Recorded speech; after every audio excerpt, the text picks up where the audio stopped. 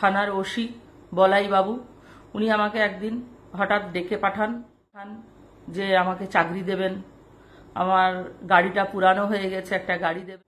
Village পুলিশের phone থেকে সকালে ফোন করে আমাকে থ্রেট দেয়, অকথ্য ভাষায় গালাগালি দেয়। নমস্কার, আমি পিয়ালি দাস ওরফে মাম্পি, সন্দেশখালীর প্রতিবাদী মুখ। বিগত কিছুদিন ধরে শাসক দল প্রশাসনের দ্বারা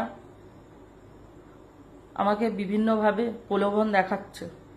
সন্দেশখালীর থানার ওসি বলাই বাবু, উনি আমাকে একদিন হঠাৎ ডেকে পাঠান ওনার অফিস রুমে।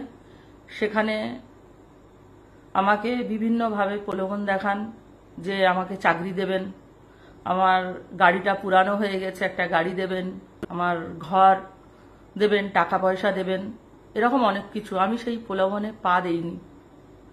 প্রলোভনে পা না দেওয়ার জন্য আজকের ভিলেজ পুলিশের ফোন থেকে সকালে ফোন করে আমাকে থ্রেট দেয়, অকথ্য ভাষায় গালাগালি দেয়, যা একটা পুরুষ মানুষ সভ্য সমাজে মহিলাদের দিতে পারে না। আমরা শাহজাহানের সময় আন্দোলন করেছি, পিছু পা হয়নি, এখনো ভয় পাই না, পিছু পা হব না। আমি আমার উচ্চ নেতৃত্বকে জানিয়েছি এই বিষয়ে, তারা আমার সহযোগিতা করবেন বলেছেন। ভাবুন তাহলে এবার প্রতিবাদীদের সাথে যদি এই প্রশাসন, এই শাসক দল এইরকম ব্যবহার, এরকম আচরণ করে, সাধারণ মানুষের সাথে তাহলে কেমন আচরণ করে। ধন্যবাদ।